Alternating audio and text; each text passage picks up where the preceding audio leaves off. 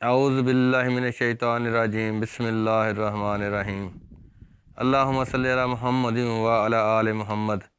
پیارے دوستو السلام علیکم، میں ہوں اقبال اعظم چیمہ اور آپ دیکھ رہے ہیں میرا یوٹیوب چینل میری کہانی۔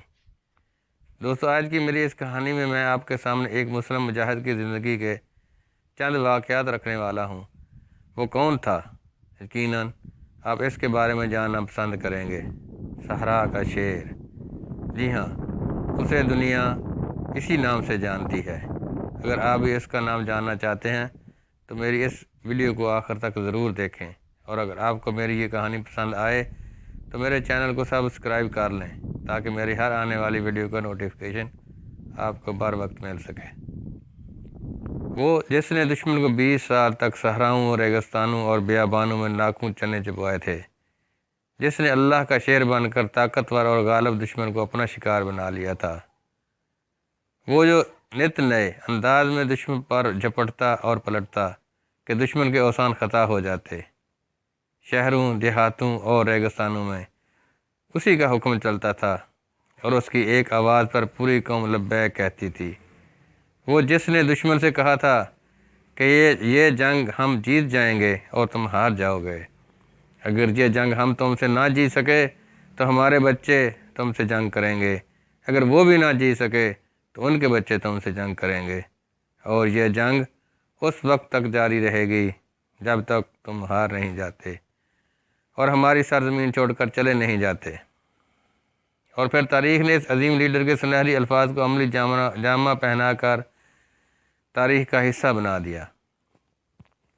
وہ شیخ بھی تھا، وہ تہجد گزار بھی، وہ عالم بھی تھا اور مجاہد بھی، وہ رہبر بھی تھا اور محافظ بھی۔ اس عظیم ہستی کو لائن آف دا ڈیزرٹ کے نام سے یاد کیا جاتا ہے۔ 1911 کی بات ہے، جب سلطنت عثمانیہ ایسا کمزور ہوتی جا رہی تھی کہ اٹلی نے موقع غنیمت جان کر 3 لاکھ کی فوج کے ساتھ سمندر پار کر کے لیبیا کی بندرگاہ بنغازی اور طرابلس شہر پر شدید گولہ و بارود سے تباہی مچا دی اور قبضہ کر لیا۔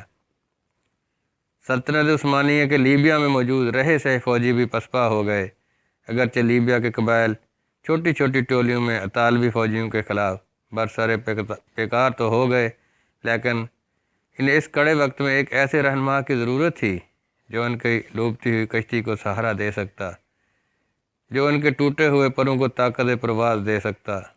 ایسا ہی ایک مسیحا اٹھا، اپنی قوم کی آزادی اور سلامتی کا بھاری فریضہ اپنے کندھوں پر لادا اور جذبہ حریت سے سرشار دشمن سے ٹکرا گیا۔ اس نے تمام جہادی قبائل کو ایک پلیٹ فارم پر جمع کیا اور تحریک مزاحمت کے نام پر دشمن کے خلاف گوریلا وار شروع کر دی۔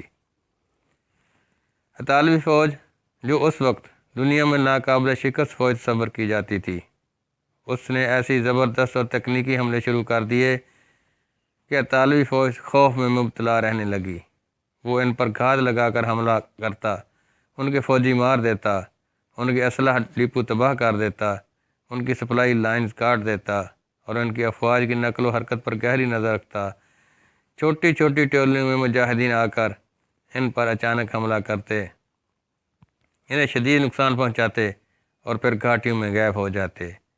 لیبیا کے صحراؤں نے یہ نظارہ بھی دیکھا کہ کبھی وہ آسمانی آفت بن کر دشمن پر ٹوٹ پڑتے تو کبھی ریگستانوں کے اندر سے مجاہدین اچانک ریت جھاڑتے ہوئے برآمد ہوتے اور اطالوی فوج کو تہس نہس کر دیتے۔ 20 سال تک اس صحرائی شیر کی قیادت میں مجاہدین اطالوی فوجیوں سے ایسی زبردست برسر پیکار رہے کہ ایک وقت میں اطالوی گھٹنے ٹیکنے پر مجبور ہو گئے اور امن معاہدہ کی اس شرط پر پیشکش کر دی کہ وہ ان کا وطن چھوڑ کر چلے جائیں گے، لیکن بعد میں وہ اس معاہدے سے مکر گئے۔ اطالویوں نے طاقت کے نشے میں چور لیبیا کے عوام پر بے پناہ ظلم و تشدد کیا۔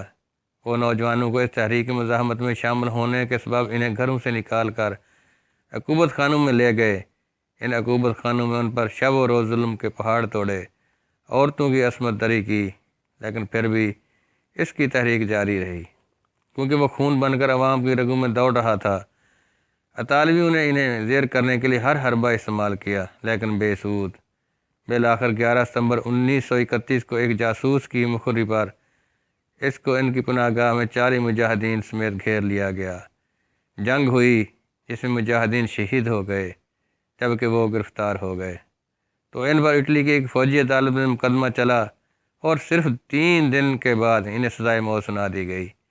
جج نے ان کی اس سزا پر اپنے دکھ اور افسوس کا اظہار کیا تو اس نے اس کے جواب میں بڑے تاریخی الفاظ کہے، یہ میری زندگی کا ایک حسین اختتام ہے۔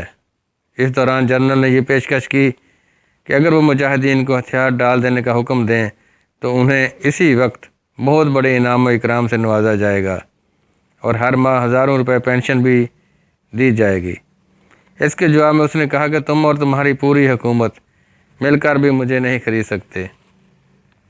16 ستمبر 1931 کو انہیں عوام کے بھرے مجمع میں پھانسی دے دی گئی، لیکن ان کی اس قربانی کے بعد تحریک بجائے ختم ہونے کے اور تیز ہو گئی۔ 1934 کو اس ملک کا نام لیبیا رکھا گیا اور پھر اسی سرزمین پر کفر نے مات کھائی اور یہ ملک چھوڑ کر چلا گیا۔ لیبیا کا عظیم رہنما عمر مختار، دنیا اسلام کا عظیم ہیرو، ہم سب کے لیے مشعل راہ ہے۔ اللہ پاک ان کو اپنی رحمتوں کے سائے میں رکھے، آمین۔ دوستو، اپنے والدین، بہن بھائیوں، اقربا کے ساتھ ساتھ اپنے ہمسایوں کا بھی خیال رکھیے گا، کیونکہ اللہ تعالیٰ کے پیارے نبی حضرت محمد مصطفیٰ صلی اللہ علیہ وآلہ وسلم نے ہمسایوں کے حقوق کے بارے میں بھی بہت زیادہ تاکید فرمائی ہے۔ اللہ پاک آپ کا حامی و ناصر ہو۔